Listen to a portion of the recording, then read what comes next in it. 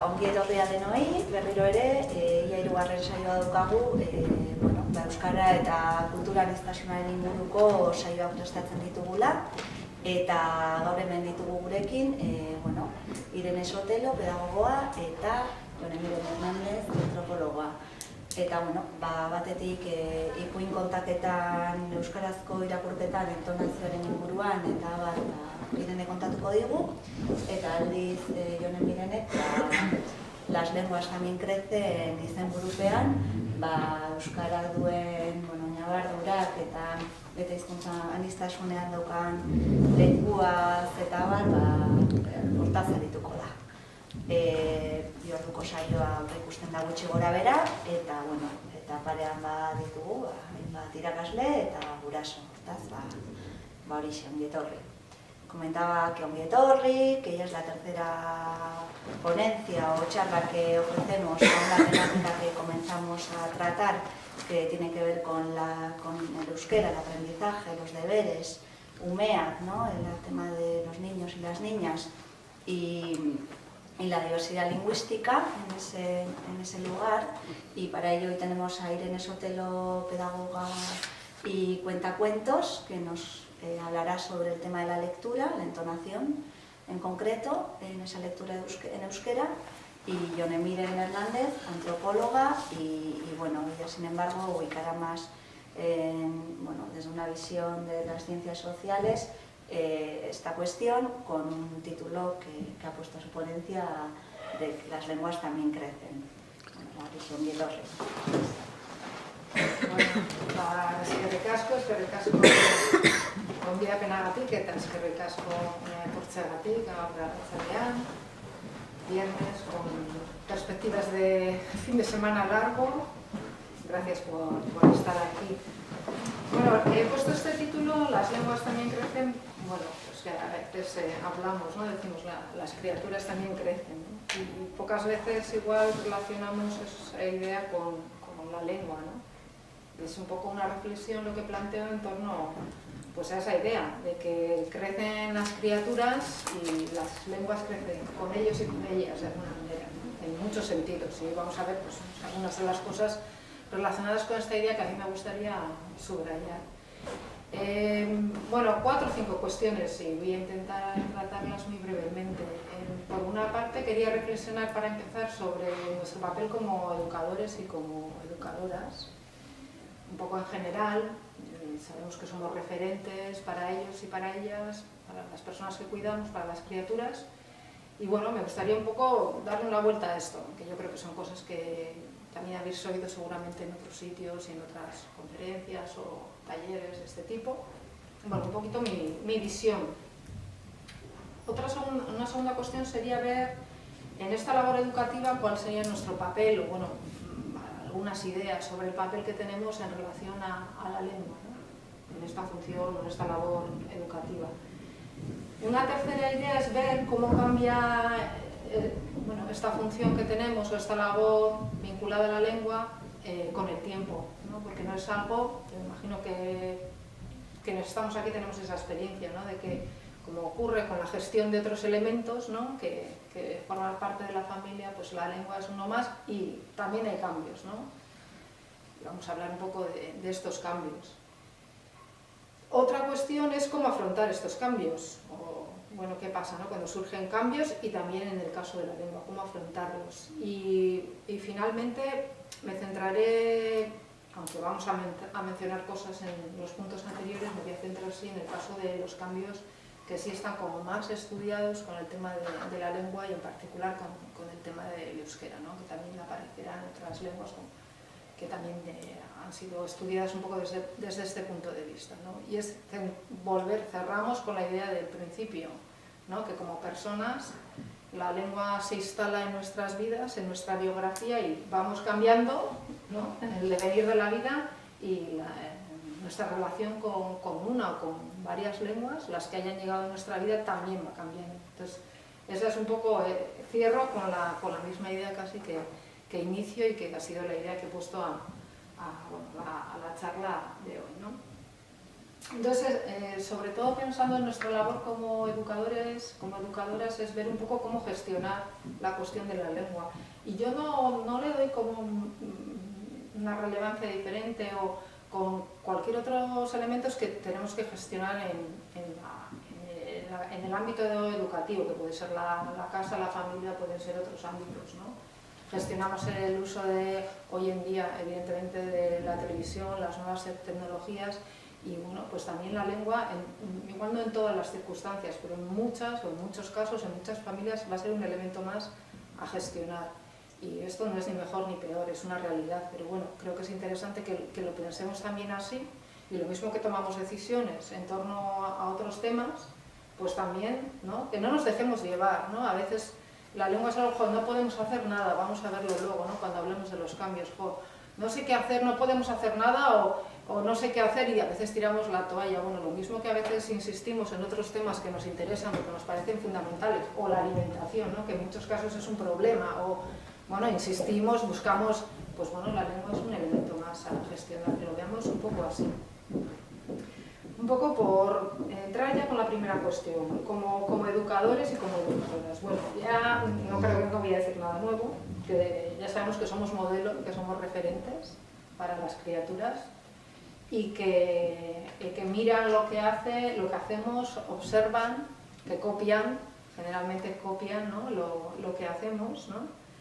Y entonces tenemos que tener, bueno, pues yo creo que es bastante evidente que, bueno, pues con cuidado y a veces en muchos casos sí somos conscientes, ¿no? Oye, nos están mirando, no sé qué, nos están oyendo, bueno. Pero así como este tipo de comportamientos, igual más a la vista, así, bueno, pues a veces los tenemos más en cuenta y son muy, muy evidentes, y a veces reparamos menos en la actitud que tenemos respecto a cosas, ¿no? Y yo, por ejemplo, el tema de la actitud le doy mucho valor, ¿no? Entonces, independientemente de que sepamos una lengua u otra, por ejemplo, en nuestro caso, independientemente que en muchas familias pues, los padres sepan o no una lengua, para mí es fundamental la actitud hacia la lengua, la actitud hacia la gestión de las lenguas. Yo es algo que insisto, más allá, porque a veces pues, existe la idea de que bueno, pues, si no sabemos la lengua poco podemos hacer, ¿no? Si no sabemos euskera poco podemos hacer. Yo siempre insisto en que la actitud es muy importante y suelo contar mi propio caso, ¿no? Mi familia, toda mi familia, tanto por parte de mi madre, por parte de mi padre, provienen de Salamanca y a mí en casa nunca me han dado euskera, ¿no? Pero yo siempre he dicho que si si llegué al final a aprenderlo, ya con 20 y tantos años, yo creo que de alguna manera fue por esa actitud que yo observé en mi familia, ¿no? Que siempre, yo nunca oí ningún comentario y eran los años, yo nací en el 70, pues eran otros años, yo nunca vi ningún gesto de desprecio, de desinterés, ni hacia el euskera ni hacia ninguna otra lengua, siempre me sentía animada, les interesaba, les parecía interesante lo que estaba aprendiendo cuando empecé a estudiar en una escuela, me pagaban, por supuesto, me pagaban en el Euskaltegi, me animaron y siempre han estado muy orgullosos después cuando lo aprendí, ¿no? de haberlo aprendido. Y yo siempre he pensado que aquella actitud fue fundamental, ¿no? Porque igual creo que la diferencia, hoy es diferente, pero la diferencia en mi generación, gente que lo aprendimos o gente que no, pues un punto, puede haber otros muchos más, pero un punto yo creo que también fue pues lo que cada uno o cada una pudimos percibir en casa, ¿no? Y de apoyo, sobre todo de apoyo en muchos sentidos, de apoyo moral, de apoyo material y también de apoyo pues, emocional, ¿no? De alguna manera. Entonces yo creo que es importante la actitud y además yo vinculo esta actitud también al hablar de que, bueno, de por qué lo sabemos, por qué no lo sabemos, ¿no? En el caso del euskera. Mis hijos y mi hija pues saben cuándo lo aprendí, por qué lo aprendí, los motivos que había, lo que me costó, lo difícil que fue. Creo que hablar, ¿no? Como hablamos de otros temas, creo que es interesante, ¿no? Hablar de la historia que diferentes lenguas, porque estamos hablando del castellano, del euskera, pero en familias puede haber muchas más lenguas, pues la historia que tiene cada una de ellas, ¿no? Mi familia igual en eso, pues no, la verdad es que no hay mucha diversidad, pero en otras familias, pues bueno, los abuelos o las abuelas sabían no sé qué, luego había un tío que sabía, no sé, alemán, otro que fue a Francia y aprendió francés. Bueno, pues es que sea también un elemento, que sea un elemento de, bueno, de lo que es el entorno familiar, y hablar de ello y argumentar por qué, ¿no?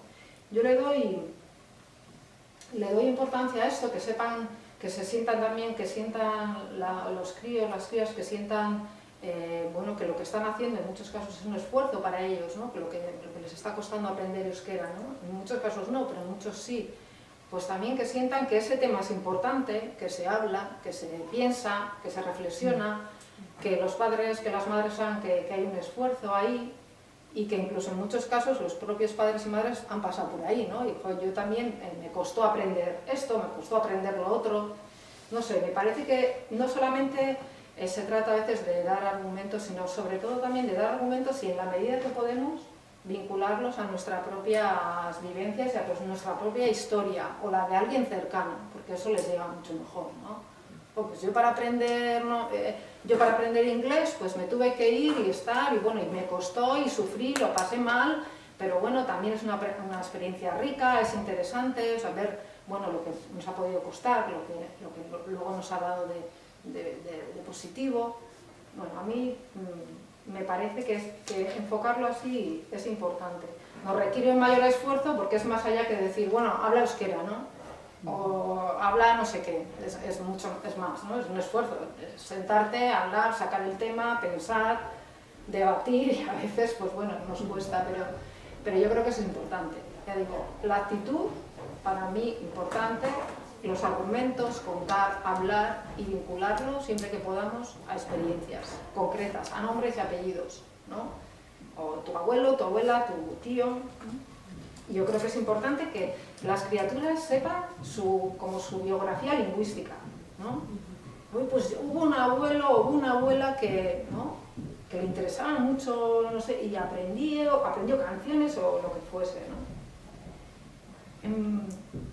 Yo creo que esta idea de conectarlo con historias cercanas es muy bonita. Yo, por ejemplo, siempre cuento también como anécdota que, bueno, pues en mi casa nunca han entrado juguetes bélicos, ¿no?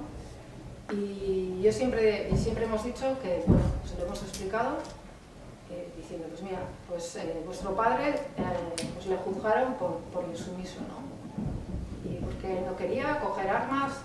Bueno, pues a veces este tipo de cosas les impacta, ¿no? Y es una manera de explicarlo y igual para ellos es mucho más cercano, mucho más vivencial que decir, bueno, es que hay niños muriendo y lo otro también es real, ¿no? Y también podemos enseñar imágenes de ello y también podemos hablar de ello, pero bueno, a veces esos ejemplos cercanos, ¿no? Y esas razones que son además eso como muy de carne y hueso, pues yo creo que es como que les convence, ¿no? Por eso digo que es importante, pues eso, ¿no? Y es un ejercicio también indagar, ¿no? Sobre la biografía lingüística de nuestra familia, ¿no? De hacer como ese árbol genealógico de cuántas lenguas y qué ha pasado con cada una de ellas, ¿no?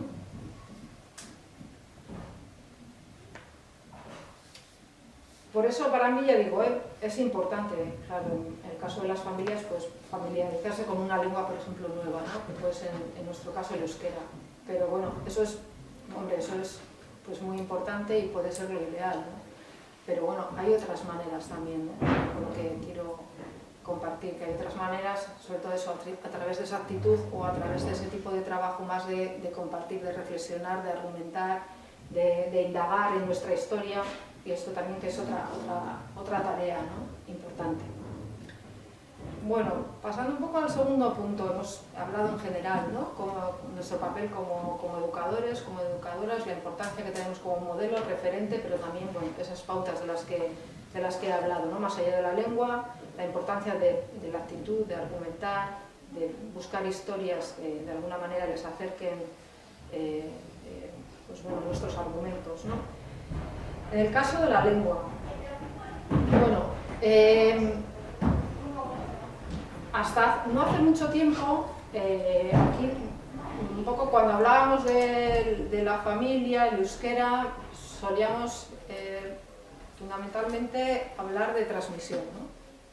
Hablábamos de transmisión de la lengua Y bueno, pues desde diferentes entidades se intentaba fomentar la transmisión de la lengua, ¿no? Pero bueno, como idea, como concepto, la gente que trabajamos en este ámbito empezamos a ver que había dificultades, ¿no? Porque la idea de transmisión como concepto, como palabra de alguna manera, lo que nos lleva es a pensar siempre que transmite quien tiene algo, ¿no? Quien, en este caso, la transmisión del euskera era fundamentalmente una idea pensada desde la transmisión en la familia, pues porque los padres, el padre, la madre, los dos, uno de ellos lo saben, y entonces la idea era un poco fomentar que, bueno, ese trasvase se produjese, ¿no? Y ha habido campañas a lo largo de los años, ha habido campañas para de alguna manera concienciar a los padres de que, bueno, pues optasen por esa transmisión, que en épocas anteriores, por ejemplo, en el franquismo, en muchos momentos se cortó. Hubo padres y madres que optaron por no hablar en euskera a sus hijos, ¿no? A sus hijas. Y la idea era un poco revertir esa inercia, que ya digo, venía un poco del franquismo, y un poco la apuesta era que aquellos que lo saben lo transmitan, de alguna manera lo pasen a sus hijos y sus hijas. Había otro tipo de transmisión que era a través de la escuela, ¿no? Que es la otra vía que de alguna manera, sobre todo pues ya en los años 60, 70, sobre todo en los 80, pues se impulsó mucho más, ¿no? Pero la idea de la transmisión seguía muy conectada a la familia, ¿no? Y las familias en las que no estaba la lengua, pues siempre era una historia que daba como, bueno, una ausencia ahí, ¿no? ¿Y qué hacemos con estas familias? A nivel más teórico y a nivel más conceptual, ha habido algún trabajo, y en concreto el trabajo de Paula Casares, que nos ha abierto pues, nuevas posibilidades, porque ella en su tesis doctoral, que se presentó hace como, bueno, yo creo que 2 o 3 años, no, hablo un poco de memoria, ella de alguna manera optó por utilizar el concepto de socialización. Entonces ella proponía abandonar o dejar a un margen el concepto de transmisión para hablar de socialización.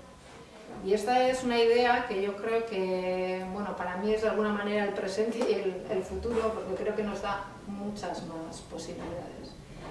Voy a hablar muy brevemente, y seguro es más interesante que lo explique Paula, que lo hace fenomenal, Paula Casares, pero bueno, la idea que nos viene a decir Paula es, bueno, si vemos un poco la labor de los padres, madres, de la familia, del entorno familiar en la socialización y vinculada a la lengua, tenemos que percatarnos de 2 cosas. Primero, socializamos a las criaturas con la lengua.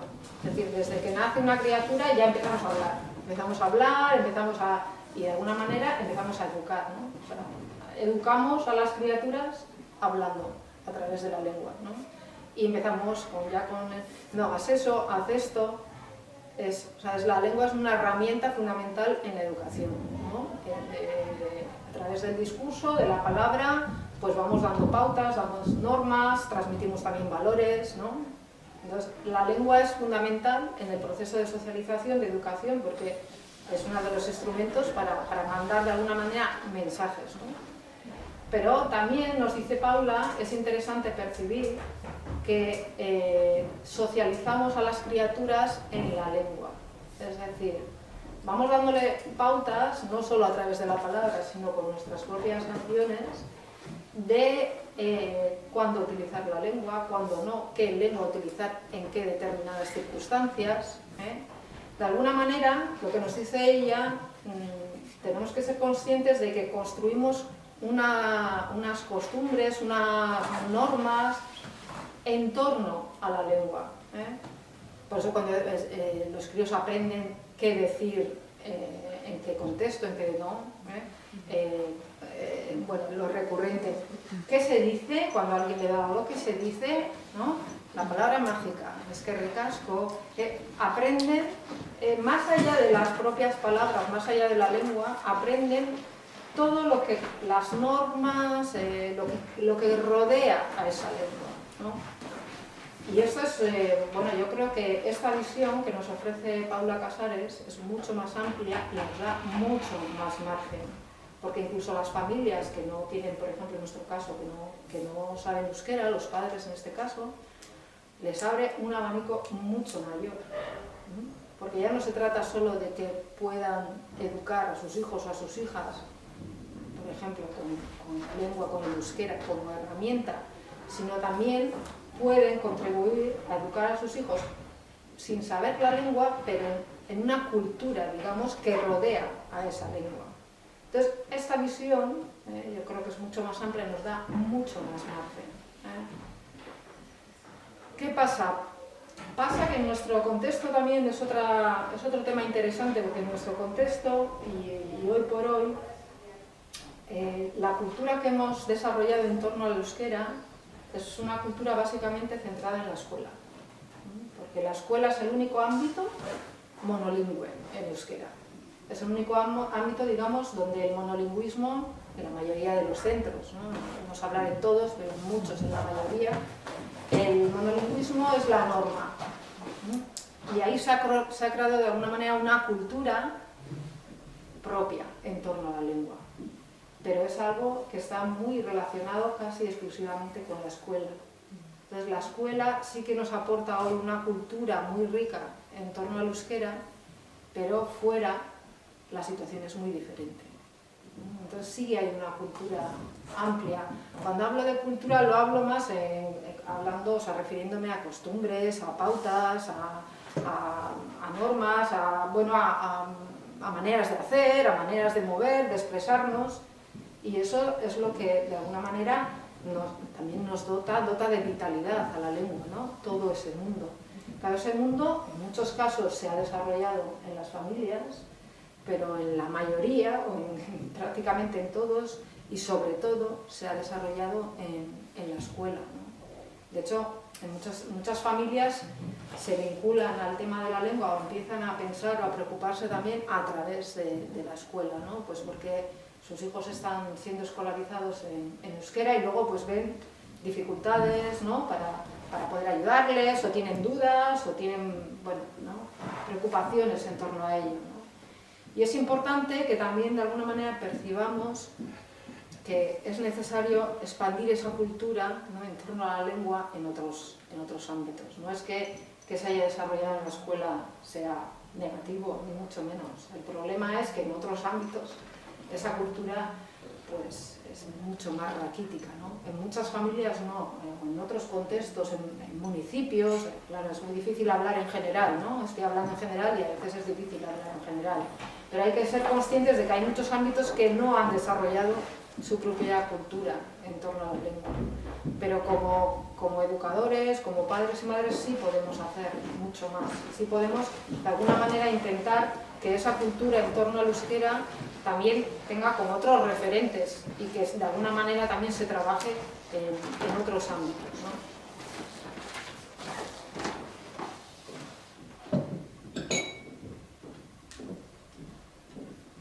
Por eso es importante que también en casa, de alguna manera, tengamos una sensibilidad hacia esto. Intentemos desarrollar en torno a la lengua, ya digo, como otras pautas, abramos otros espacios a otras normas, a otras maneras de hacer, a otros elementos vinculados a la lengua, no solamente. Y eso sí lo podemos hacer independientemente de que sepamos cómo la lengua, ¿no? Porque además hoy en día pues, bueno, hay oferta, está la literatura, música, un montón de actividades, ¿no? Todavía hay mucho más que hacer, pero bueno, que es importante que también incidamos en esa vinculación con otros ámbitos, que no sea solo el de la escuela. Dando paso ya un poco a la tercera cuestión, el tema de la socialización, hemos hablado un poco de este giro que ha habido, ¿no? De esta idea de transmisión a la idea de socialización y a las posibilidades que ello nos abre, porque pensar en términos de socialización, bueno, nos lleva a abrir posibilidades a familias, por ejemplo, que no dominan la lengua, ¿no? Y nos lleva también a pensar en nuevas tareas que tenemos, ¿no? Nuevas posibilidades para desarrollar la lengua y esa cultura que rodea la lengua. La misma idea de socialización tenemos que tener presente que es una idea que no solamente, digamos, nos vale para los primeros años, ¿no? Sino que es un proceso que dura toda la vida. Esto es algo que también bueno, lo decimos mucho en antropología, ¿no? Y también de alguna manera Paula Casares lo vincula al euskera, ¿no? Estamos continuamente educando y educándonos, ¿no? No es algo que, bueno, todo el mundo sabe que es fundamental lo que las criaturas aprenden los primeros años, pero bueno, como padres y madres pues tenemos que seguir educando prácticamente toda la vida, o bueno, socializando o estando ahí con diferentes papeles, ¿no? Con diferentes responsabilidades, pero bueno, eso es así. Y también nosotras como personas vamos a seguir socializándonos toda la vida. Los cambios son parte de la vida, ¿no? Los procesos de aprendizaje yo diría que duran toda la vida. Además lo hemos visto cuando hemos sido padres o madres por primera vez, es como si de repente estuviésemos en el punto cero, no sabemos nada, es empezar, ¿no? Creíamos que sabíamos todo, hemos hecho ya una carrera y hemos hecho no sé qué, no, ahora resulta que estamos en ese nivel, estamos en el punto cero, o sea, es otro proceso de aprendizaje que empieza. Entonces, bueno, es una idea de ser conscientes de que, bueno, de que hay etapas, de que hay cambios y que este proceso pues, no es algo que ni es para un ratito, ¿no? Ni es solamente para una etapa de la vida, y esto lo digo, ya digo, en relación a las criaturas, pero en relación a nosotros también, ¿no? Creo que es algo que, bueno, que está ahí para mucho tiempo.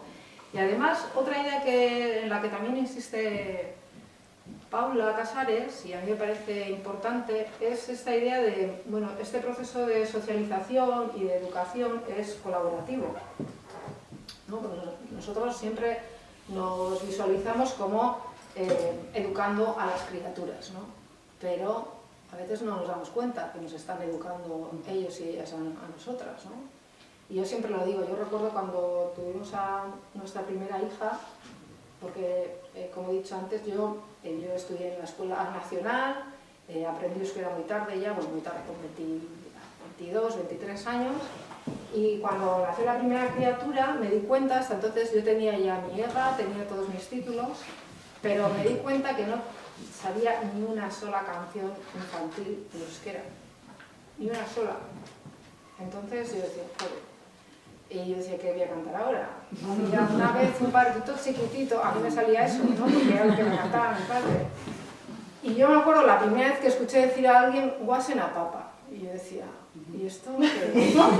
Guasena papa, claro, porque yo es verdad que además había sido una persona que nunca, o sea, mi hija fue la primera nieta y luego nunca había estado cercana al mundo de las criaturas, ¿no? Bueno, un mundo ajeno para mí, y yo de verdad me sentía en el punto cero, o sea, no tenía ni idea de nada. Y luego eso, yo decía, sí, yo tengo aquí mi título de EGA, pero yo digo, ¿y qué le canto? y bueno, pues ella me fue enseñando, ¿no? Bueno, si me regalaron el CD, me llegó el CD del ayuntamiento y estas cosas, pero al final, como más he aprendido ha sido con mis hijos, ¿no? Y bueno, como he tenido varios además, pues sigo ahí, todavía sigo aprendiendo.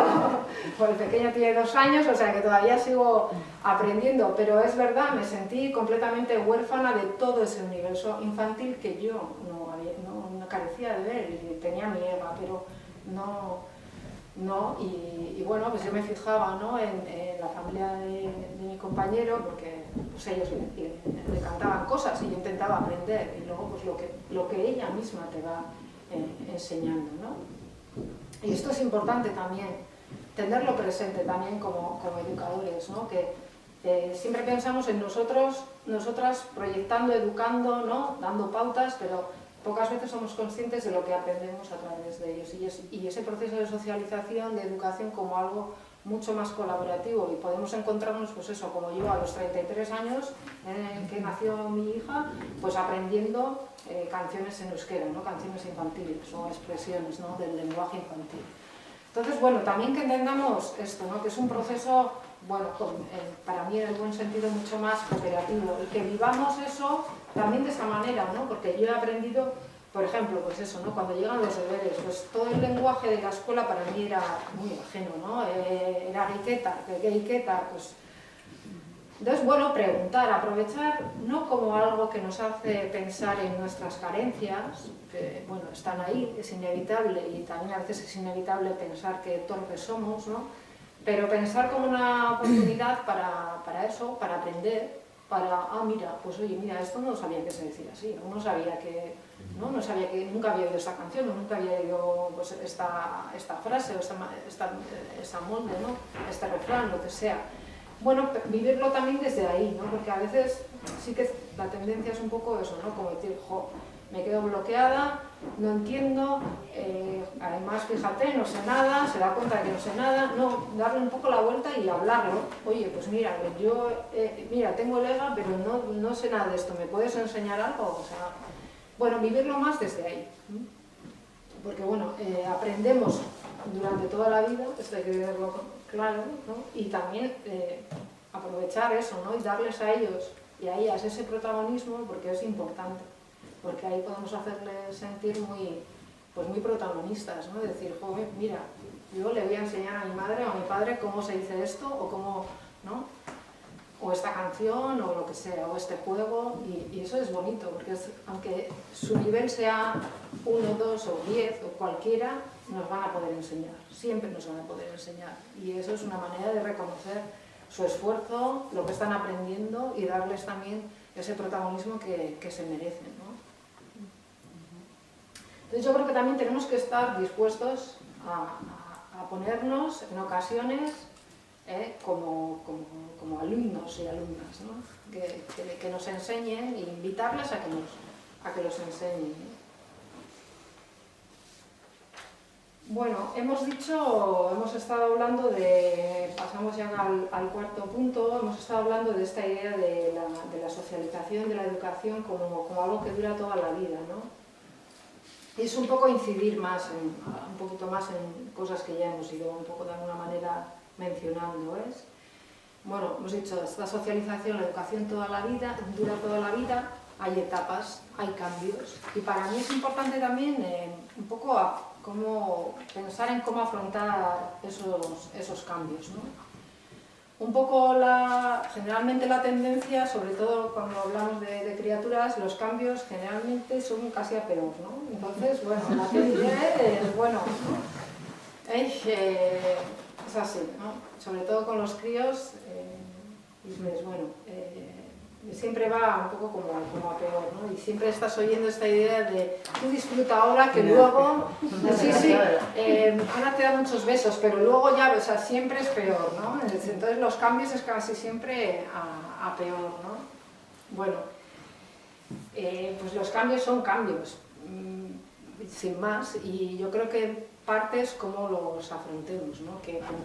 Con qué actitud, ¿no? Y ya digo, yo en estos momentos que veo 2 años y veo 13, 14 años, por otra parte, pues bueno, miro a un lado y veo las casquetas de los 2 años, miro al otro y veo las casquetas de los 13, 14 años, y digo, bueno, ¿con cuál me quedo?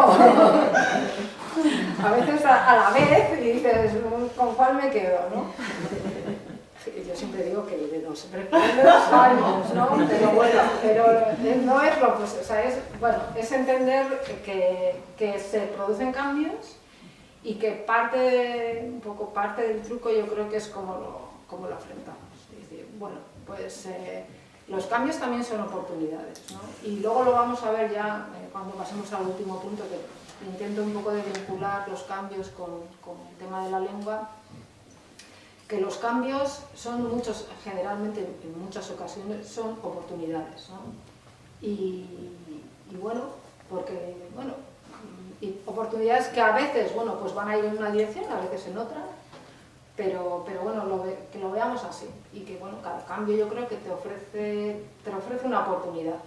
Hay que saber también interpretarlo y ver cómo podemos aprovecharlo, ¿no? Yo lo intento ver así. En muchos casos los cambios están vinculados a procesos de aprendizaje también, ¿no? Y ya digo, yo personalmente, pues para mí fue un cambio, ¿no? Ya meterme en el mundo del euskera, intentar aprender, fue un cambio. Y bueno, hay una parte de esfuerzo, de sacrificio, pero luego hay una parte, por supuesto, de apertura tremenda a mundos, a literatura, a relaciones, ¿no? Y yo creo que eso también es interesante que lo transmitamos así, y que los cambios son oportunidad, y generalmente los cambios vinculados al aprendizaje nos hacen crecer, yo creo, en general. Entonces también intentar transmitir a las criaturas, cuando están aprendiendo, ¿no? Por ejemplo, pues que lo vean un poco así, como una oportunidad, como un proceso de apertura, de ganar, ¿no? Generalmente, si estamos hablando de lengua y de aprender lenguas, se trata de que siempre vamos a ganar, ¿no? Alcancemos el nivel que alcancemos, lleguemos hasta donde lleguemos, siempre es ganar, ¿no? Es complicado, yo en casa no lo vivo con el euskera, pero lo vivo con el inglés, ¿no? Que me duele, que muchas veces oigo, ¿no? Odio el inglés, ¿no? Bueno, oye, estás teniendo una mala experiencia tal vez, ¿no? Pero no se trata de que odies una lengua u otra, estás teniendo una mala experiencia con una persona, con un profesor, con una profesora, pero bueno, siempre es positivo, ¿no? Y intentar darle un poco esa vuelta. Y siempre va a ser para ti una oportunidad. Estás aprendiendo, aunque aprendas lo que aprendas, algo nuevo, es una oportunidad, ¿no? Y también para los adultos, ¿no? La gente que se anima a aprenderlo, ¿no? El euskera, por ejemplo, de adulto, pues también verlo así como una oportunidad, hasta donde lleguemos, pero siempre es una oportunidad, siempre es abrir puertas. Entonces yo creo que es importante ver que, sobre todo, el aprendizaje, pero no solo, ¿no? Pero que nos abre sobre todo puertas y oportunidades, y en muchos casos, no siempre, ¿no? Pero en muchos casos los cambios están vinculados a esto, ¿no? Y muchas veces yo pienso también en criaturas que se mueven igual de un país a otro, ¿no? Y aquí nos pasa, ¿no? Y bueno, pues esas dificultades, ¿no? Para encarar una nueva lengua. Y yo digo, yo aprendí el euskera tarde, pero el inglés todavía más tarde. Y bueno, pues es difícil, es complicado y no es fácil darle la vuelta, ¿no? Bueno, que lo vives de una manera que a veces, pues bueno, te frustras, es cansado, pero bueno, intentar en la medida de lo posible verlo como un cambio, como un proceso de aprendizaje, como un proceso de apertura, independientemente de hasta dónde lleguemos, ¿no? Ya yendo un poco al final, voy a hacer una vinculación ya más estrecha entre lengua y cambio, ¿no? Y vuelvo, ya digo, al título, ¿no? Nuestras criaturas crecen y con ellos y con ellas las lenguas, ¿no? Que por lo que sea que han entrado en su mundo, ¿no? O han llegado a sus vidas, ¿no? Este es un aspecto, el de los cambios en la relación con la lengua, digamos, a través de la vida, que en algunos sitios, como en Cataluña, se ha trabajado algo más a nivel de estudios y de investigación, y Joan Pujolar califica a este proceso como mudas, ¿no? Él dice que en el caso de Cataluña, él ha estudiado en Cataluña, a lo largo de los años, en la vida de una persona, pensamos una persona bilingüe, se producen 5 cambios o 5 mudas, que llama él, ¿no?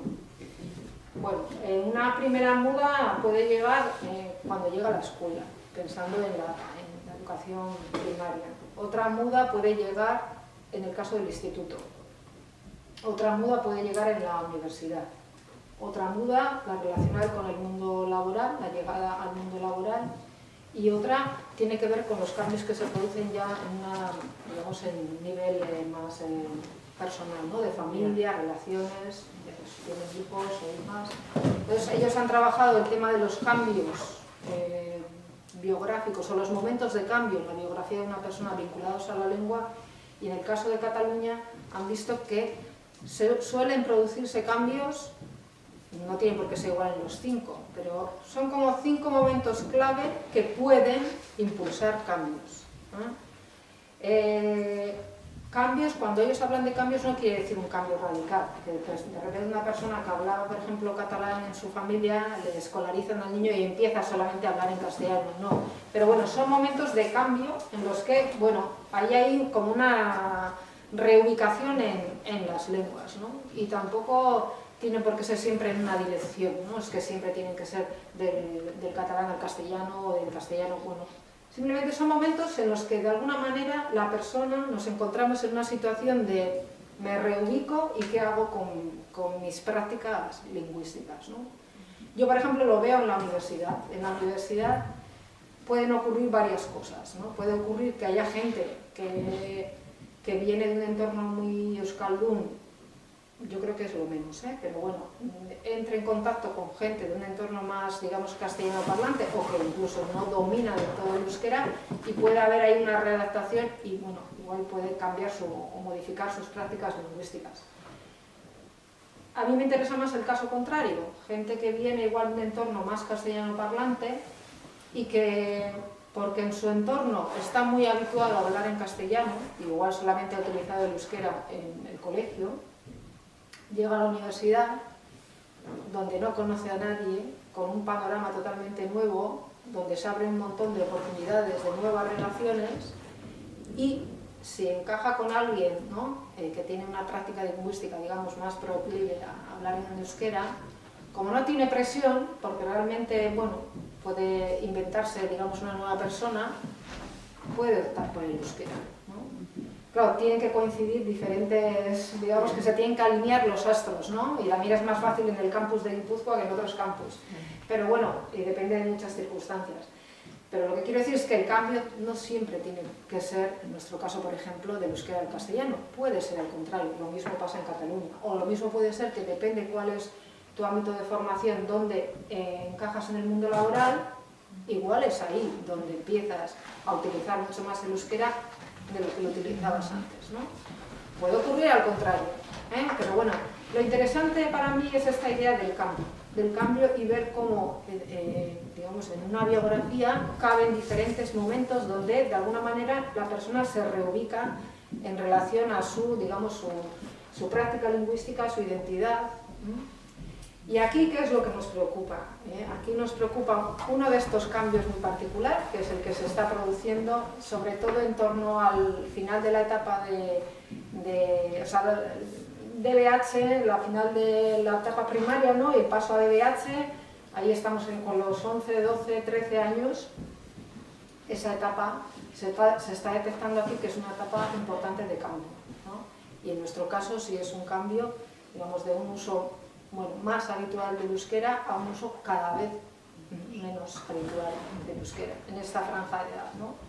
Y tenemos, bueno, los datos del trabajo de Arrue, que, bueno, se pone cuarto curso de primaria, ¿sabéis?, ¿no?, como el tope en el uso del euskera, que, bueno, en función de este estudio, en torno a un 60% dice, es un uso, digamos, es un uso declarado, es un uso declarado que no siempre no tiene por qué ser real, pero bueno, en cuarto de primaria un 60% dice que habla fundamentalmente euskera, ¿no?, con sus compañeros, ¿no? En segundo de DBH el 60% dice que habla sobre todo castellano. Entonces, un poco la muda que hemos detectado está en esta franja. ¿Qué pasa de LH, o sea, de primaria, de cuarto de primaria a DBH, ¿no? ¿Qué pasa? ¿Por qué en esta franja de edad cada vez los jóvenes hablan menos euskera? ¿Cuál es la razón? Bueno, yo siempre digo, personalmente no creo que haya una única razón, no hay una única razón, ni esto pasa en todos los casos. No hay, sobre todo yo pienso que no hay culpables y también creo, lo siento, que no hay soluciones, ¿no? O sea, no hay una única solución, no hay un único culpable, no hay un único problema, no hay una única solución, ¿no? Porque a veces a mí me pasa que me preguntan, ¿no? Bueno, ¿qué hacemos? ¿Qué podemos hacer? Bueno, pues probablemente no podemos hacer una cosa, o sea, hay diferentes, digamos, elementos que están ahí en juego y hay diferentes soluciones o cosas que se pueden intentar hacer, ¿no? O sea, no me gusta pensar tampoco en términos de culpables, ¿no? Y ya para terminar, ¿no?, sí que yo creo que esto es un cambio que lo tenemos detectado aquí y en relación al euskera, que ya digo que, bueno, pues todo el mundo está ahí rompiéndose en la cabeza qué podemos hacer, ¿no? Y bueno, yo no sé muy bien qué podemos hacer. Yo creo que sí tenemos que tener en cuenta varias cosas, que yo creo que es importante a la hora de pensar qué podemos hacer. Entonces, porque no se trata solo de pensar qué podemos hacer, sino hay que tener como también algunas cosas presentes. Yo creo que una es, a ver, ¿qué pasa en estos momentos, en esa franja, en esos años, en la vida de estas personas? O sea, ¿qué pasa, ¿no? ¿qué pasa? ¿Qué es ser joven? ¿No? ¿Qué están viviendo ellos y ellas? Yo creo que eso es importante. Yo siempre digo que en muchos casos tenemos que dejar como la lengua en un segundo plano, primero lo dejamos en un segundo plano y luego vamos a tratarlo, pero entonces yo creo que es importante qué está pasando en estos años, qué pasa en la vida de estas personas, ¿no? ¿Qué significa ser joven? Y sobre todo creo que es importante entender qué pasa con la lengua en relación, ya digo, a qué están viviendo, qué están haciendo, no sé cuáles son sus prácticas, cuál es su modo de vida, dónde están sus intereses, cuál es su momento vital de alguna manera. Porque yo creo que tenemos que entender que en este momento ellos básicamente intentan construir su cultura. Bueno, su cultura, su mundo, sus normas, sus valores, están intentando construir su cultura. Y generalmente lo hacen en un momento en el que la familia está perdiendo importancia, además quieren perderla de vista, eso es así, y la escuela pues también. Porque pasan mucho tiempo en la escuela, pero la escuela es una cárcel para ellos y para ellas, dices así, ¿no? Entonces, ¿qué pasa? Que ellos tienen esos dos grandes referentes, hay más, pero esos dos grandes referentes que quieren borrarlos de su vida, ¿no? Y están intentando construir su cultura, sus normas, sus valores, su cultura juvenil, de alguna manera. Entonces yo creo que es interesante tener esto presente, ¿no? Para ver y preguntarles a ellos y a ellas, bueno, vosotros si ahora tenéis la oportunidad de hacer una república independiente como quieren hacer, porque en esta edad solo quieren hacer una república independiente, a ver, ¿qué lengua oficial vais a poner en vuestra república independiente, ¿no? Entonces yo creo que es importante también tener esto presente, o sea, no solamente, digo para no agobiarnos, ¿no? Más de lo... que la lengua está ahí, está en sus vidas, pero también tener presente estos procesos que van en paralelo, ¿no? Yo creo que es una clave importante para saber qué está ocurriendo, ¿no? ¿Por qué se está produciendo esta muda, ¿no? Esta muda, que ya digo que no podemos hablar en general, porque hay jóvenes que sí es muy manifiesto, pero hay otros que no tanto. O hay, bueno, cada cría de alguna manera también lo vive de una manera, ¿no? O de un modo. Yo creo que para mí sobre todo es importante en esta franja de edad que no olvidemos todo lo anterior, todo lo que hemos estado hablando en este último rato, ¿no? Que son críos y crías que, bueno, que han sido socializados, ¿no? No solamente en euskera o en relación al euskera o que han aprendido euskera, sino que han tenido que tener también o han tenido que percibir unas actitudes, que han tenido que reflexionar con sus educadores y con sus educadoras, ¿no? O sea, es decir, si previamente hemos hecho esa labor, eso va a estar ahí. Y yo siempre quiero pensar que tarde o temprano, porque Joan Pujolar nos ha dicho va a llegar otra muda, y eso es importante, dejar esos pilares. Ahora, bueno, tiene que construir su república independiente, bueno, pero es importante todo lo previo para ese otro momento de cambio que llegará, porque nos ha llegado a todas y a todos en la vida, que bueno, que pueden recuperar, porque a todos y a todas nos ha pasado, que hemos abandonado aficiones o no sé, costumbres que teníamos, las hemos vuelto a retomar. Yo creo que todo ese trabajo previo, que se hace no solamente en las familias, se está haciendo en la escuela, por supuesto. Yo creo que todo ese trabajo no es decir, no es para tirarnos de los pelos, porque ahora nos damos cuenta de que no utilizan todo lo que nos gustaría, sino que, bueno, es un proceso. Y dentro del proceso que lleva la lengua, en nuestro caso el euskera, también hay procesos de personas que están viviendo cambios, ¿no? Entonces, bueno, esto es un poco lo que he venido a contar. Es que recasco.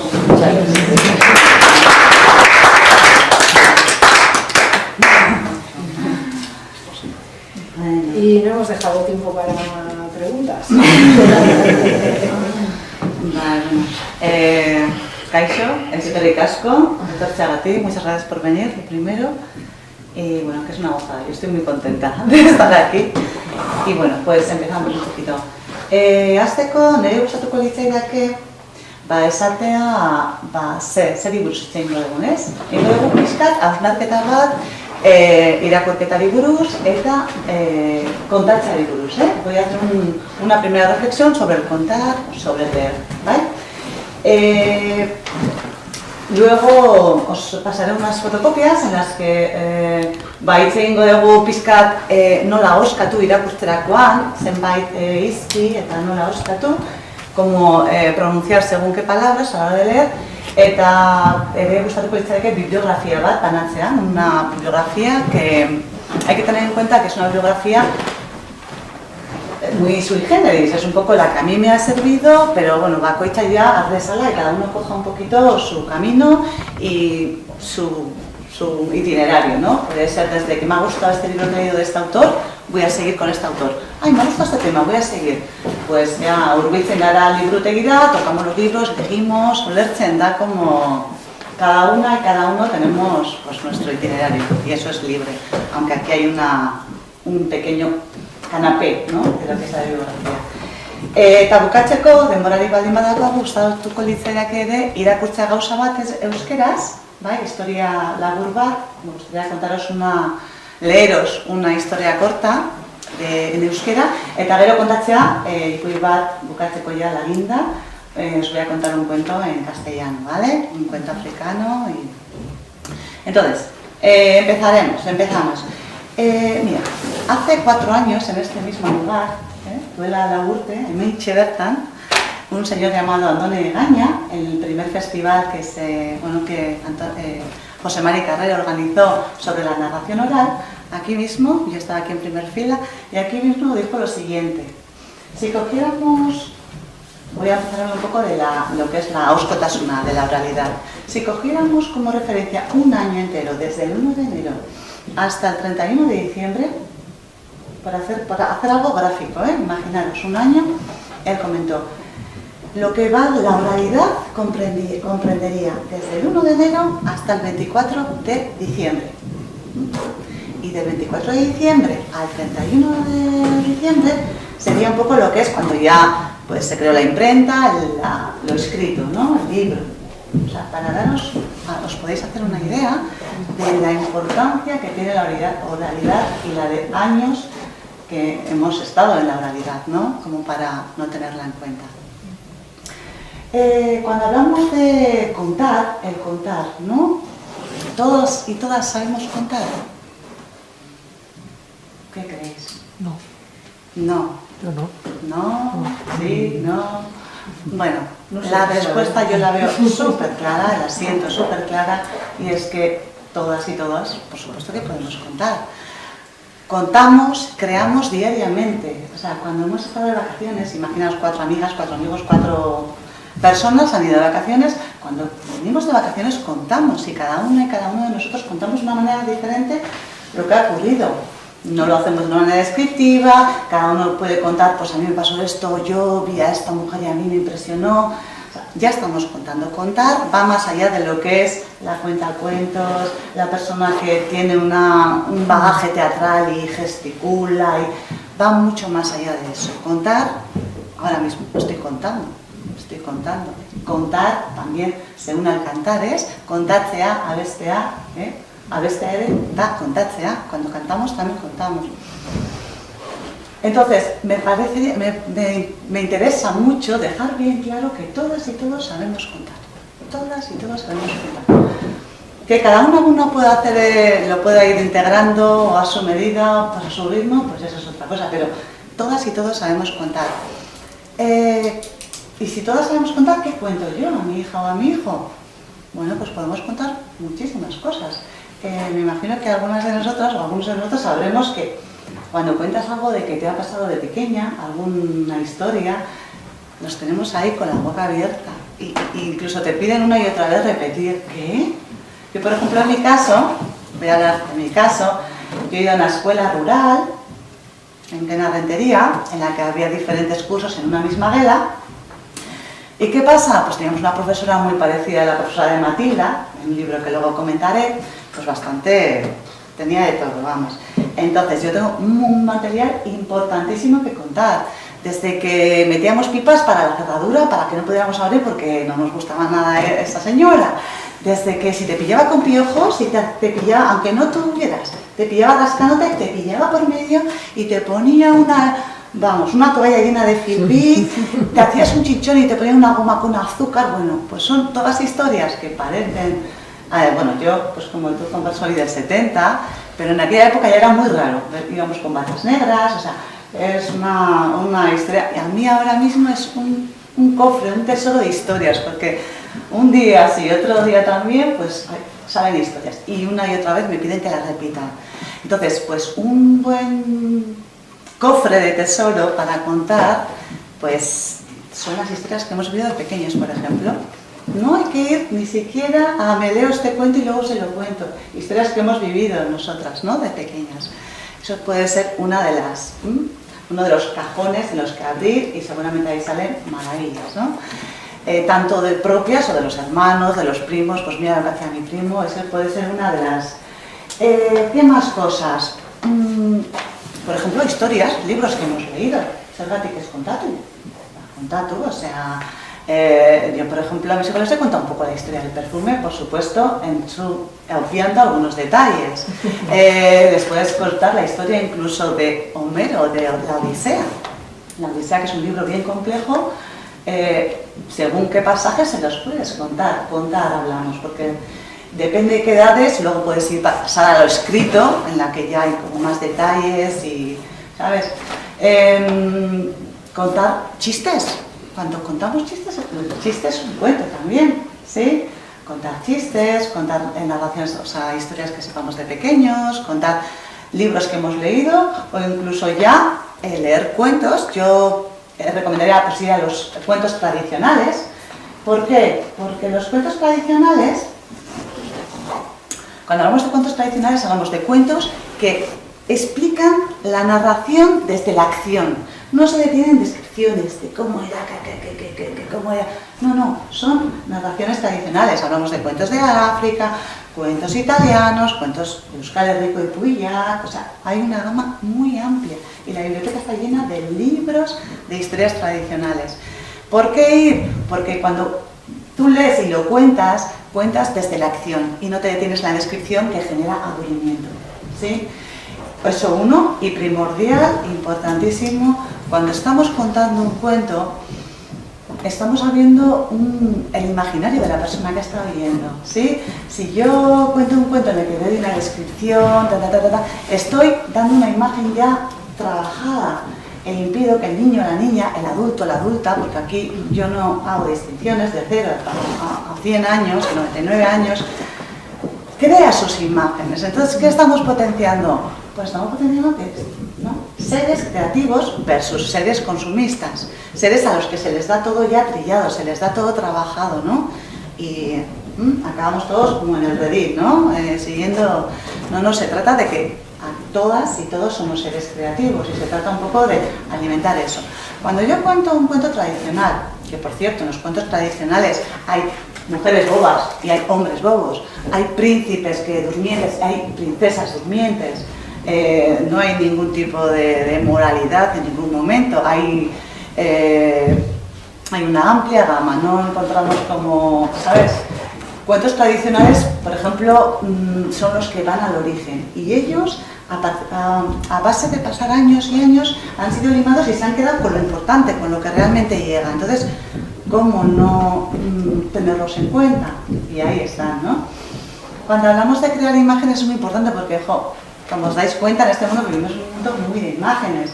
Internet, las imágenes por todos los anuncios, las revistas, el OVE, todo esto son todo imagen. Estamos totalmente colapsados de imágenes. Las imágenes pues crean modelos y entonces se trata un poquito de cada persona. Cuando yo cuento un cuento tradicional y hablo de un castillo, hablo de una casa, hablo de una princesa, que cada uno dote de las características que quiera esa princesa, ese príncipe o a ese rey. Vuelvo a subrayar, hacer que haya seres creativos frente a seres consumistas, ¿no? Eso me parece muy importante. Sería también aplicable con la lectura, pero en este caso con el cuento tradicional. Cuando hablamos de cuento, cuando nos adentramos en el mundo del cuento, nos adentramos en un mundo sagrado. Entramos en un mundo de otras coordenadas frente a la realidad, ¿no? Entonces es muy importante cuidar el espacio. Espacios pues, más bien cerraditos, nos acercamos, nos acurrucamos, bueno, como cada uno como quiera estar, y no se empieza a contar el cuento hasta que no se oiga el silencio. Esto también sería aplicable a la lectura. En el cuento también entra cabida la respiración, el ritmo, mirar cómo está llegando ese cuento. Incluso en algún momento puede estar contando un cuento y ver que el niño o la niña no lo está pasando bien o no está, y puedes incluso variar, pero generalmente si tiras de los cuentos tradicionales llegan. Entonces, respetar ese cuento y luego respetar ese espacio en el que cuento. Otro aspecto muy importante que me parece considerar para con el niño o la niña, considerarlo como seres complejos que son. Cuando el niño o la niña hace la conquista del lenguaje, es un proceso complejísimo, que va desde el balbuceo, empieza a dotar, o sea, es un proceso muy complejo, como para tener al niño que tenemos o a la niña delante como una persona simple a la que le voy a dar algo simple. Pues no. Si por ejemplo contamos el cuento de la Cenicienta, en versión tradicional, cuando lo contamos, a un niño de 3 años le va a llegar, pues igual se queda con la parte de animal, los animalitos, los ratoncitos que parece. A un niño de 6, 7 o niña de 7 años le puede llegar la parte de la relación entre las hermanas, cómo se llevan con la hermanastra, otros aspectos. Y por ejemplo, a un niño o niña de 11, 12 años le puede quedar con la parte mágica del zapatito, el objeto mágico, cómo una calabaza se convierte en... O sea, sí, por ver un poco los diferentes niveles de significación a los que la misma historia va a llegar en diferentes edades, ¿sí? Y me parece muy importante no tomar al niño, tonto chacato es, o sea, es un ser complejo y merece ser tenido en cuenta y darle algo de calidad, y sobre todo si a la hora de contamos desde algo que nos gusta, pues muchísimo mejor. ¿Sí? Yo sé que en algunos cuentos tradicionales hay gente que los lee y les parece a veces muy crudos, en algunos puede parecer que me meten en el culo hinojo, pero ¿qué sodomización? A ver, ojo, cuando estamos hablando, por ejemplo, aparece una cosa como muy gráfica, generalmente lo tomamos desde el aspecto, desde el adulto que oye eso. ¡Oh! Como ya tenemos imágenes previas, tenemos incluso imágenes previas de haber visto en alguna película, una sodomización o lo que sea, pues ya lo unimos. No, un niño, como hay por ejemplo historias Besori Gabeco Erreguiña, la reina sin brazos, ven como si fuera una muñeca que le quitan los brazos, o sea, no le llega brazos cortados con sangre, o sea, no, ¿sí? O sea, estamos traduciendo algo desde como si fuésemos adultos y que al niño no le llega. Digo, por si empezáis a adentraros en el cuento tradicional y aparecen ese tipo de imágenes, ¿no? Más cosas para comentar. Bueno, eso sería un poquito a grandes rasgos, ¿no? En un mundo en el que estamos repletos de imágenes, dar un espacio de cabida a la creación de imágenes propias a través del cuento, a través de la narración oral, ¿sí? Voy a pasar un poco al tema de la lectura, ¿no? Pues lo mismo que todos sabemos contar, vale, venga, pues de nota aquí, todos sabemos leer, ¿por qué no? ¿Sí? Lo mismo que el cuento, la lectura es un momento también sagrado, que requiere un espacio, un clima, ¿no? Y que cuando estamos leyendo, voy a destapar un mito que tenemos a veces, ¿no? Cuando estoy leyendo me tienen que estar mirando, tienen que estar así, sentados. Eso no es verdad. Y aparte que lo que he podido experimentar a través de mi experiencia laboral y estando con los niños, que tengo una niña que se mueve poco y un niño que se mueve mucho, ¿qué ocurre? Que a los dos les llega igual. Pueden estar leyendo y estar moviéndose y llegarle, porque de hecho yo he hecho la comprobación de estar leyendo, de parar un momento ahí, hacerme como que me había perdido Y mi hijo o otra persona con la que hago aquí grupos de lectura, de decirme, no, aquí te has quedado, decirme exactamente dónde me había quedado. O sea, desterrar un poco la idea de que para escuchar tengo que estar sentada y así, al menos en los niños y las niñas. O sea, pueden estar moviéndose o viendo la ventana o mirando no sé qué y estar escuchando perfectamente. Eso también me parece muy importante a subrayar. ¿Qué leemos? Pues bueno, no está mal para empezar leer lo que a cada una o a cada uno le gusta, ¿no? Cuando hablamos de leer lo que a cada uno le gusta, puede ser, ¿por qué no poesía? Yo, por ejemplo, me acuerdo con mis niños, hay una poesía que a mí me gustaba mucho de Becker, se la recitaba y una y otra vez me la pedían, y bien pequeños. Y de lo que habla es un lenguaje bastante complejo, le llegaría la musicalidad, lo prosaico de la poesía, pero algo les llegaba. Y ahora me siguen repitiendo que la diga y pues, van cogiendo algunos significados, mira, no sé qué, el arpa, y van, o sea, no tener ningún temor, si nos gusta la poesía, leer poesía, tengan los años que tengan, ¿no? Sí que me gustaría en este caso repartiros unas, a la hora de leer, unas pequeñitas cosas a tener en cuenta en relación a determinados fonemas a la hora de pronunciarlos. Y bueno, voy a hacer un poquito un repaso. Bueno, en este caso hablaríamos, cuando hablamos de la ge en euskera, pedagogia, es geologia, euskaldun berri asko gustatzen zaiguna, a los euskaldun berri, en mi caso me cuesta también, pedagogia ikasita, gainera, pedagogia, pues hori, kontuan hartzeko la G, ¿no? La G a la hora de leerla, la L, botilda, no se lee botilda, sino botilla, o pampina, no se lee pampina, pampiña, se lee la segunda, la J con Joan, yogurta, la X, sabido ya, Shoshua, Vicente, Engrashi, y luego pues un poco una conjugación de letras que tranquilamente en casa las leéis, las ponéis en práctica y a mí me interesa mucho, yo estaría muy contenta, me pondría muy contenta y sería como un objetivo a la hora de dar esta Itzaldi, el que ya, a ver, ¿y cómo lo practico? ¿Cómo lo pongo en práctica? ¿No? ¿Cómo lo llevo a la práctica? ¿A qué libros recurro? ¿Qué leo? ¿Qué les leo? Con tantos años tiene que un poquito desterrar también que, como son chiquillos les leo cuentos con imágenes, pues puede que sí o puede que no. Porque tengan 12 años o 10, no les leo cuentos con imágenes y recurro más a algo más complicado. Pues sí o no, depende de la persona, depende del niño o la niña. Entonces, bueno, esto por vuestra cuenta lo leéis, así, porque para que se haga un poquito más la niña. Y os voy a repartir también bibliografía, bibliografia niri gustatu zitzaidana, eta ama batzuk ere eskatu zizkidaten. A ver, oye, ¿qué libros y qué leo?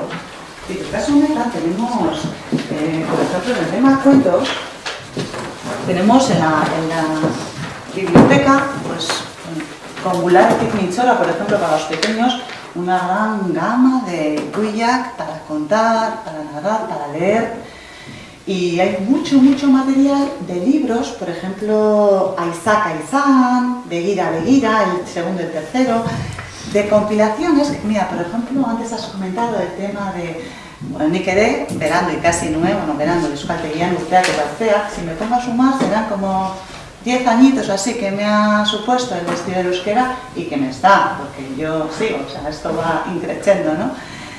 Y a mí, por ejemplo, lo que ha comentado me ha parecido muy gráfico, con los niños sí que me pasaba, o sea, claro, ya badauka, o sea, baina orain, ¿cómo? Si me falta todo lo que tiene que ver con el lenguaje infantil. En aquel momento fue de mucha ayuda Teretzi Porrotz, que muchas de sus canciones recogen mucho material tradicional de canciones tradicionales y Manolo Urbieta, y lo cantan, entonces a mí me ayudó muchísimo. Lo mismo con el lenguaje también de Guasena Papa, el lenguaje así, cuando se le habla a los niños, ¿no? Tutúa y así. Entonces, cada uno va cogiendo va cogiendo un poquito pues, de donde puede, bebe de las fuentes de donde puede. Pero en este caso hay unos ciertos libros de compilaciones de poesías, lenguaje infantil, canciones tradicionales, euskéricas, que sí que en algunos de estos libros aparecen. A mí también me ha servido de mucha ayuda, ¿no?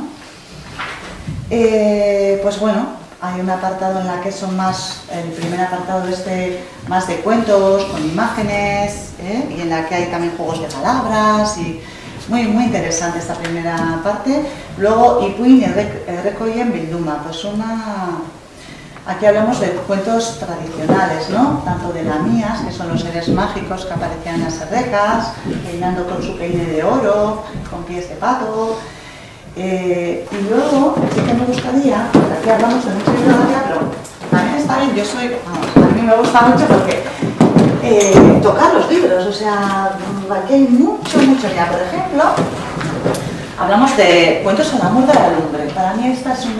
Para mí yo conocer esto me ha valido de mucha ayuda, tanto leerlo para mí, para contárselo a los niños. Y hoy es el día que mis niños me siguen diciendo, mamá, cuéntame de Almodóvar, que no es Almodóvar el director, sino que es Almodóvar. Pues bueno, este hombre se dedicó por toda España a recoger toda la tradición oral en diferentes provincias y aquí está compilada. Entonces aquí hay un montón de cuentos de los que os podéis nutrir, desde cuentos de animales, cuentos de mujeres tontas, hombres tontos, y bueno, a mí me parece un material estupendísimo, ¿sí? Cuentos al amor de la lumbre, que digo que está bien también si queréis pasároslo, que lo tocáis y ver. Y bueno, ¿qué más cosas así que me gustaría enseñaros? Por ejemplo, aquí trae solo uno porque pesa mucho. Las 1001 noches es un material también genial. Aquí, un poquito que sepáis, ya nos suenan muchas cosas, ¿no?, de las 1001 noches, pero aquí resulta que hay un hombre que al que le ponen los cuernos se enfada muchísimo con su mujer, que la mata por cierto, se enfada con todas las mujeres y decide, me voy a casar todos los días con una mujer y a la noche la mato. Y llega un día tarde, bellísima, y bueno, se casa con él. Ella decide, yo me voy a casar con él. Se casa con él y decide que a la noche, cuando ya le llega el momento en el que va a matar, le dice, espera un poquito, te voy a contar una historia. Y si te gusta, me perdonas la vida. Y así, día tras día, hasta que llegó las 1001 noches y ya acabó salir perdidamente enamorado de Sherezade y se queda con ella, por cierto. Entonces, pues la maestría de una mujer con todas, o sea, para que veáis que hay momentos totalmente trágicos, ¿no? Cómo puede la creatividad ir más allá. Y bueno, aquí hay un montón de historias. De aquí os sonará muchísimos. Sinbad el marino, os sonará un montón. Alí Baba y los 40 ladrones. Y la historia que luego voy a contar al final también está aquí, de otra forma, pero viene a decir lo mismo. Este es un material magnífico, ¿sí? Para que lo sepáis, bueno, no sé, vais pasando si os parece. Son 2 tomos, me he puesto un poquito encontrados, pero bueno, están ahí. Hori erderaz, baina, bueno, euskeraz ere badaude, ez dago asko, baina sobre 1001 gaua, sobre las 1001 noches tenemos unos cuantos libros, ¿no? A los que, bueno, son también para tener en cuenta, ¿no? Se declara en Gaua y bueno, no sé, tienes ahí un listadito, no sé. Me parece también físicamente que tengáis libre, que, ostras, pues si existe, pues si algún día lo veis en la biblioteca, igual tal vez lo cogéis, ¿no? Más cositas que os quería comentar. Este va con Auda ebook, sabéis, ¿no? Leéis y luego lo dejáis en un sitio. En este caso, como yo estoy tentando muchísimo, me he permitido una estancia mayor en mi territorio. Y también, pues son como traducciones de partes de 1001 noches, ¿sí? Y luego también en película también está recogido, hay películas antiguas que hablan de Sinbad el marino también. Cuando hablamos, por ejemplo, Sinbad el marino es un hombre que se va de su casa, se va de su sitio en busca de algo que no sabe lo que es, como el viaje que hizo Siddhartha, Buda, como el viaje que hizo Ulises, que resulta que se va y hasta pasados los 10 años no vuelve a casa, a su Itaca, y se da cuenta que lo que él buscaba lo tenía más cerca de lo que él creía. Aquí también hay un montón de historias, ¿sí? Mira, en este caso sí me gustaría comentaros, por ejemplo, Tártalo, historia, Tártalo, de Iba Carrecoa, ba Euskal Ipuria da ere, ez? Pues Tartalonen dago, Cíclope es, bai, Polifemoren historia, la historia de Ulises que se enfrenta a Polifemo, le clava en el ojo la estaca ardiente y gracias a su pericia logra salir después de haberse alimentado previamente. O sea, está aquí. Yo, por ejemplo, nere kasuan, pues yo les he contado, Nora y Mare, mis hijos conocen la historia y, por ejemplo, todavía no veo que sea bueno leerles esto porque aquí sí que Homero describe cómo se le hinca, o sea, todavía no es tan como para ese que es como entrar en los carros, pero yo sé que con 13, 14 seguro que me lo van a pedir a gritos. Pero bueno, sí que se los cuento esto. Pues mira, Ulises también, como Tártalo, se enfrenta a Polifemo, que es en este caso el Cíclope, ¿no? Que es hijo de Poseidón. Hay un gran universo de historias en la mitología griega, bueno, cualquiera de las mitologías, pero en concreto en la mitología griega, ¿queréis pasaros también? Hay un gran universo de historias en la mitología griega, Zeus, o sea, cómo funcionaban los dioses, o sea, es tremendo. Ser Amalo, bueno, txerazki zurkun behar, areakun behar, bai, areakun behar, o sea, acercarse un poquito a ellos. Pero ¿por qué no? ¿Por qué no? Claro, es que, ¿qué pasa? Al final, con Sur, que son de Suna y tal, es como que me dicen, a ver, yo no voy a crear la realidad que me están diciendo, vale, si es que lo que has dicho tú, yo creo es súper gráfico. Con 2 años tienes su momento adolescente, con 8 también lo tienes su momento adolescente, su momento crítico en diferentes etapas lo tienen. Yo me voy a poner en una realidad que me cuentan los demás que encima es negativa o voy a... Esto es lo que tengo, vale, sé lo que viene. Pues bueno, voy a preparar un poquito, pero no voy a... Claro, es que resulta que porque empiezan a burlar ya estamos viendo futuros maltratadores en los niños. Estamos viendo mucho más allá y eso no ayuda a estar en la realidad y a tener respuestas consecuentes y respuestas que puedan ayudar y que... Se nos olvida que nosotros también lo hemos sido, es que tampoco hace tantísimo que hemos sido también que revolucionarios, que no, contra el padre, contra la madre, contra... Bueno, pues a ver, desde la acogida, cambiar el temporal, o sea, es un poco, pues bueno, vale, sé que estás, qué mal, qué rollo, porque la verdad es que la verdad es un periodo bastante fastidioso, están ahí, claro. Entonces, ¿por qué no? ¿Y por qué no? Seguro que hay casos en los que sí que... Seguro que sí, hay. Y yo, bueno, estaba hablando de la mitología griega un montón. Yo, por ejemplo, a mis hijos les encanta, te lo piden. Y cuando voy a ir a también, que me presentan Kodo Michelina y Puya Contacheco, ¡ay, ¡ay, Zeus! Ya les suena algo de, ¡ay, el que lleva el trueno! El que tienen alguna imagen de alguna peli. O sea, que Zeus, fíjate, o sea, que en el mundo de los dioses, ostras, como un humano se hiciera que yo soy como la diosa, te castigan, ostras. O sea, las coordenadas de cómo eran de los dioses, un montón de cosas que nos pueden ayudar, ¿no? Nos dicen, las historias también de los mitos nos cuentan muchas historias de nosotros también, ¿no? Y bueno, pues que hay como un material súper rico. Entonces, más cositas así, que os pueda... Mira, hay un libro que este sí que de verdad, os voy a pedir que vayáis a él. Irakur zaletasuna bultzatzeko ez dago liburu, bueno, da libururik hoberena. Para propiciar que la persona o el adulto, o la niña o el niño lea, este es un libro de verdad. Es un ensayo, se entiende que ensayo como que potolo, o sea, un ensayo, esto, no, como el libro dice, como el libro se lee como una novela. El autor viene a decir, pues cómo funciona, que cuando leemos y estamos, porque se me olvida deciros que cuando contamos y cuando leemos es un regalo. Yo doy un regalo, yo me doy a ti y no espero nada a cambio. Pero cuando leemos o contamos y yo le estoy diciendo, ¿y qué? Hazme resumen, ¿y qué has entendido? ¿Y qué? Ya se fastidió. ¿Se fastidió? ¿Por qué? Porque ya la próxima vez que le vas a leer sabes que hay, él o ella sabe que hay gato encerrado. Luego me va a preguntar y luego me va... Eso es por lo que muchas veces en la Icastola, pues falla un poquito si eso no se tiene en cuenta en las Icastolas, en las escuelas. Pues no. Leer como regalo, es un regalo. Y la lectura y el cuento es como un abrazo, es algo íntimo. En ambas acciones, leer y contar es tan íntimo como abrazar o besar. ¿Sí? Eso por un lado. Recuperamos la parte íntima frente a... Estamos todos expuestos, estamos en la vela y todo es ambiente conjunto, compartido. Hay que compartir, hay que compartir. Cuando estás en casa es tu momento. Y el momento de la lectura y el momento del cuento es un momento íntimo que hay que regar como una planta. Vamos, hay que regarlo porque si no esto, la planta se seca, ¿no? Daniel Pennac, aparte de tener este libro, tiene luego unos libros muy interesantes. Begui 8, está en letras en euskera, tiene libros también sobre historias que cuenta, pero esto es muy, muy interesante. ¿Qué dice? ¿Cuál es el resumen? ¿Quieres que tu niño o tu niña lea? Léele tú. ¿No?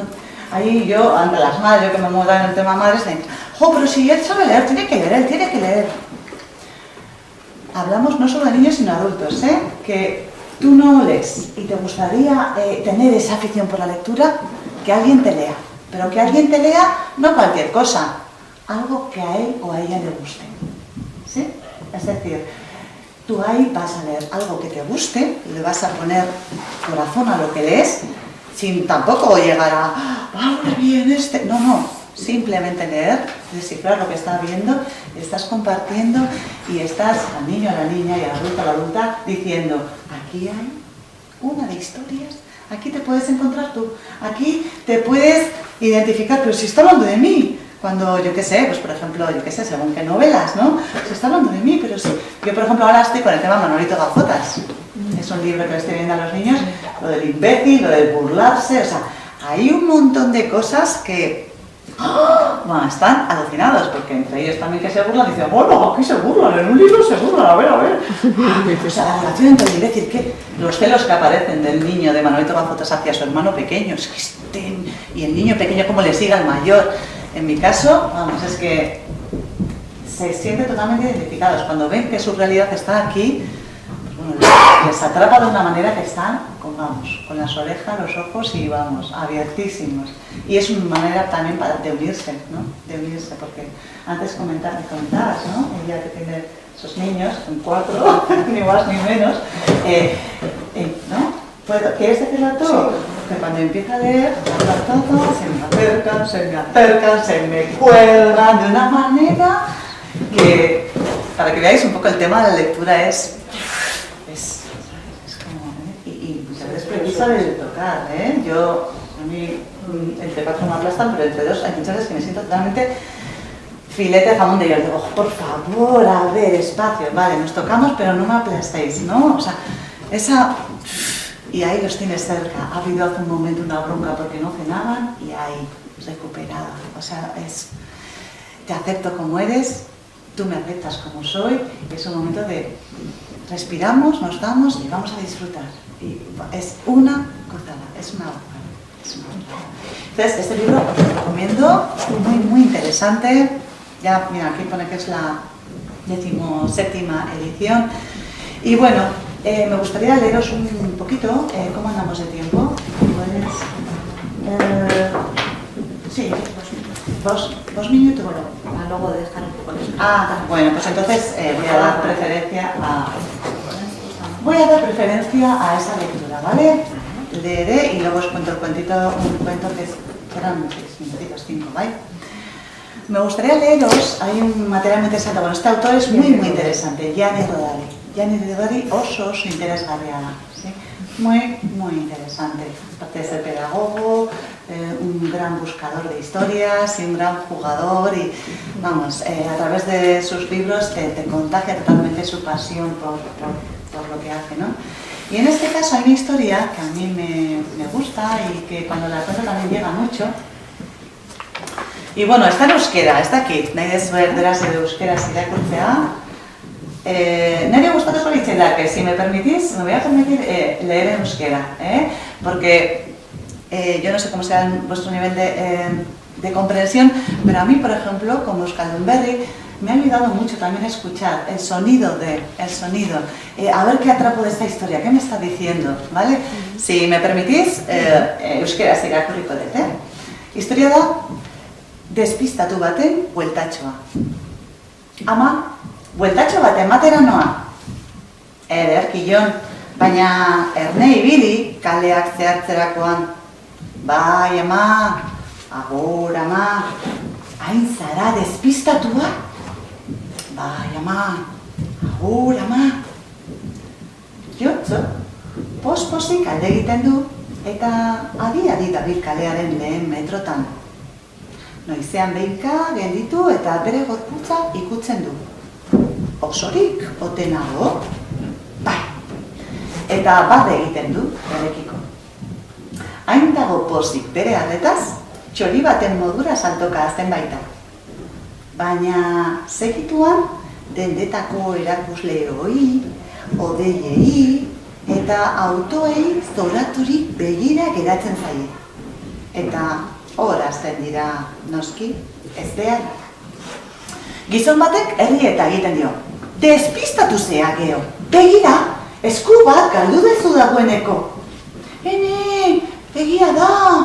Oso naiz despistatua, oso.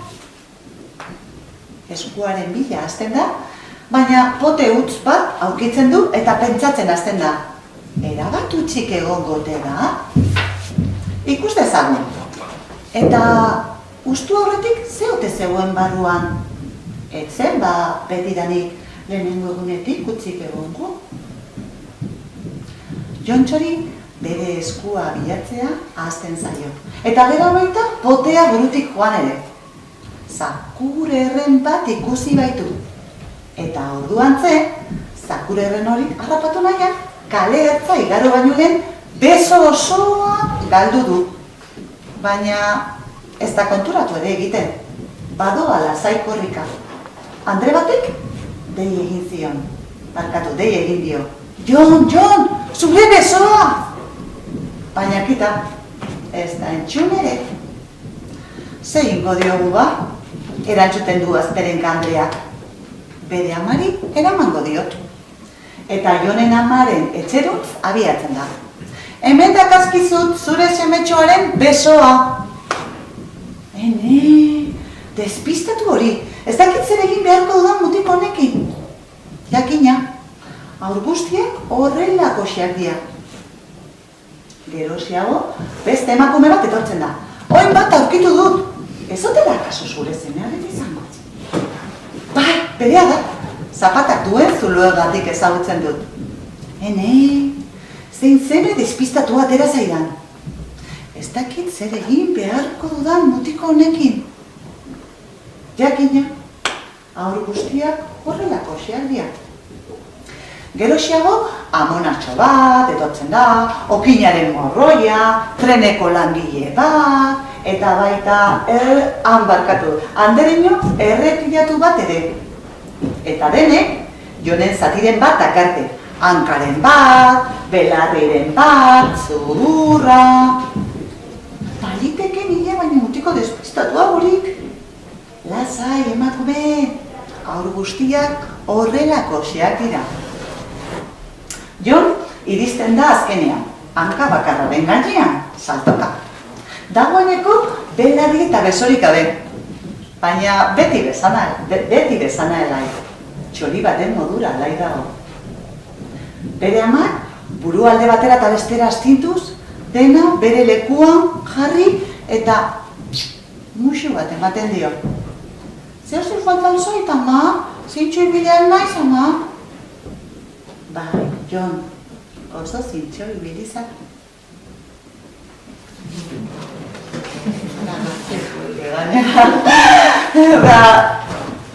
Hori, ezin da ez. Bueno, eta bukatzeko eta baimena ematen bat dira gustatuko ditzedake ipuitxo txiki bat kontatzea, ¿vale? Os voy a contar un cuento, es de tradición africana, pero también aparece en los cuentos de las 100 y una noches, ¿sí?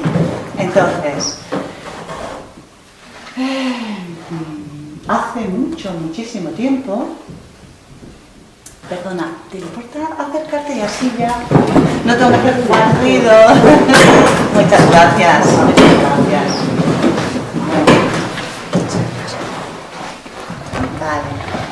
Os voy a contar una historia que se titula titula, se llama Los dos soñadores, ¿sí? Hace muchísimo tiempo, existió un campesino que era muy pobre.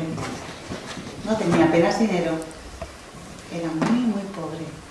Y únicamente tenía una casita que era del color de la tierra, cuando el sol le da encima, doradita.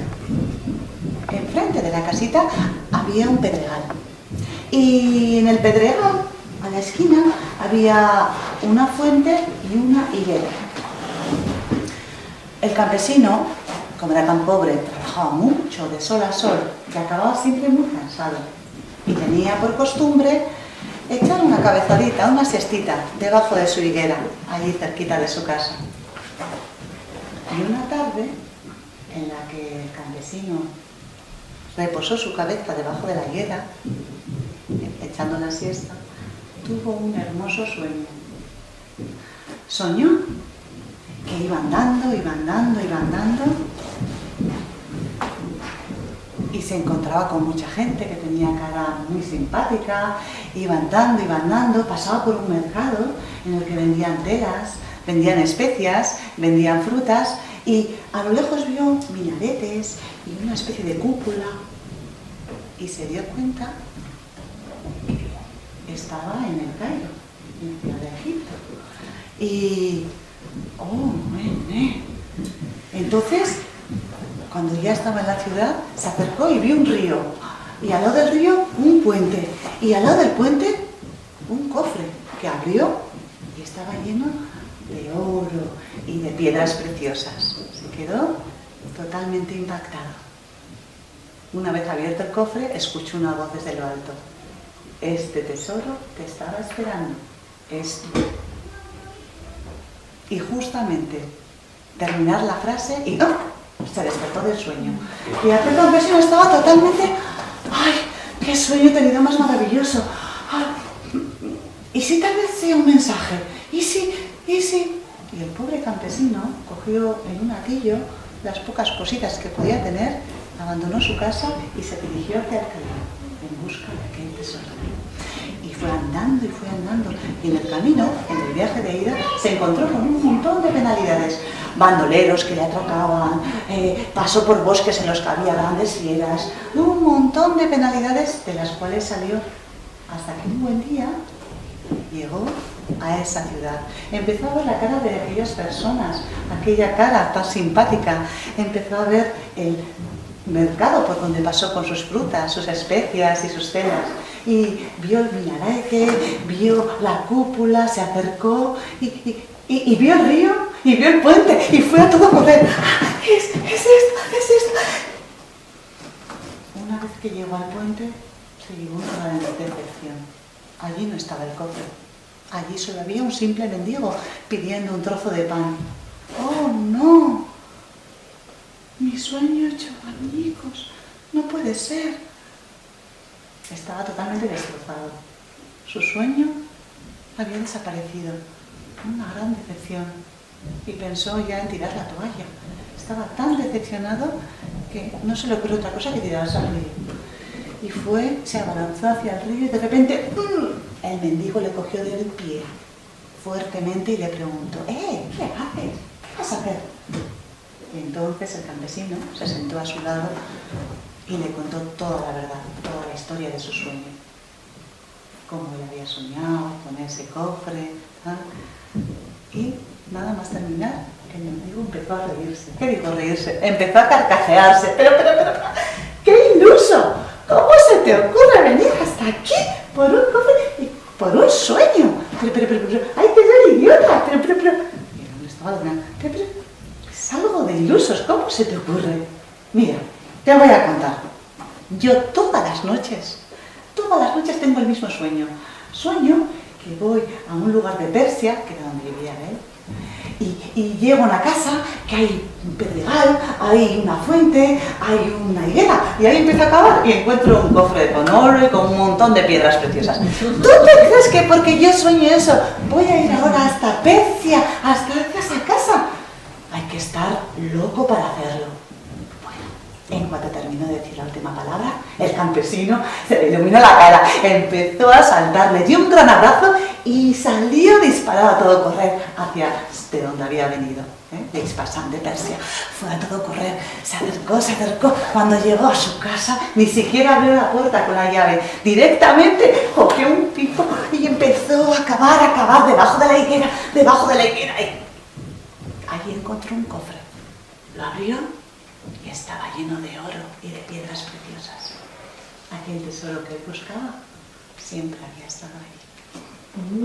Eta alabasan, Ixpasán, zer deia alabasan, edo kontatu hementxe zenpelarrean.